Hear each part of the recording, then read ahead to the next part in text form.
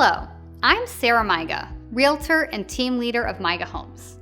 Up until now, I've been covering quite a few topics in our various video series.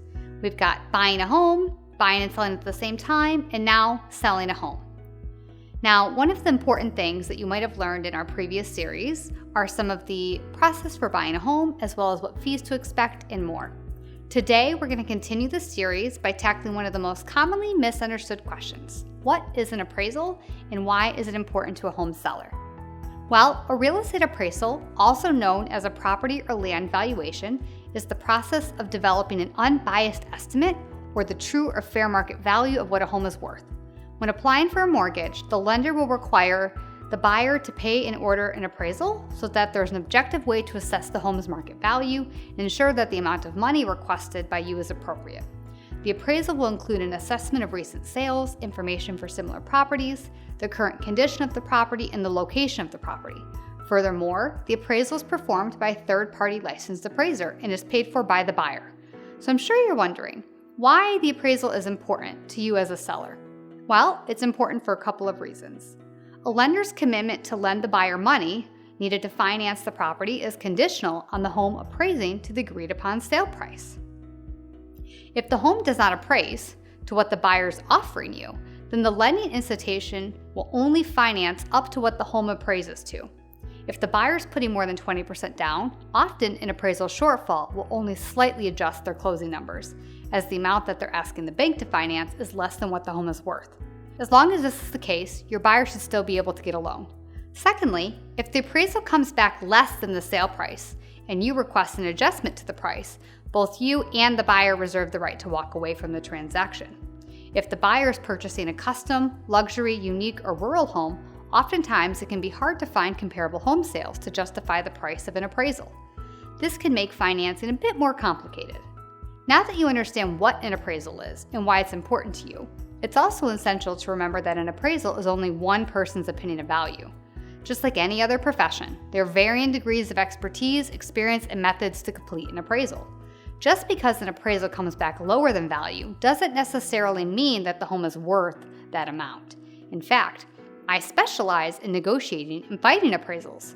I understand the methods that are used, the adjustments that should be made, and so if the appraisal comes in lower than expected, the first step is to review the report and make sure everything was done correctly.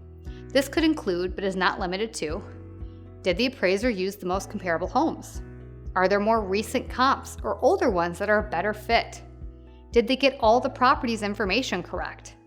Did they make proper adjustments for beds, baths, above ground square footage, time adjustments, or anything else that matters? In fact, I have disputed appraised values on behalf of my clients over 36 times and was able to get the appraiser to make adjustments on 32 of them. It is not always possible to get it adjusted, but at least we can use that to determine your next steps. Furthermore, in a rare scenario, but possible, the appraisal can have many errors and not be an appropriate assessment of value at all. If this is the case, it is unlikely, even with your best arguments, that the lender will order a new appraisal. If you're dissatisfied with the opinion of value, if both parties agree, there's also an option to switch lenders and pay for and order a new appraisal. Although it's not guaranteed that the new appraisal will be better, sometimes it's worth the wait and risk if it means getting the house you want or getting the price you're happy with. In fact, I've used this method before and have had appraisals come back as much as $60,000 apart in value within a 3-week timeline. Again, rare, but totally possible. With that being said, in the event of an appraisal shortfall, the buyer may choose to make up the difference out of pocket to close at the original agreed upon sale price, request the seller come down to appraised value, meet with the seller somewhere in the middle, file an appraisal rebuttal to have it reviewed for adjustments, and switch lenders to order a new appraisal.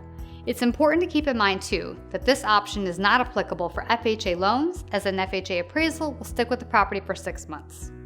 I hope you enjoyed learning about appraisals as much as I've enjoyed teaching about them.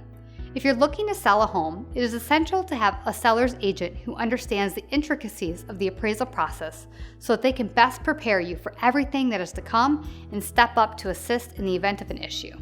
If you're in Southeast Michigan and are within a year of making a move, contact me today at the information below to schedule your moving consultation.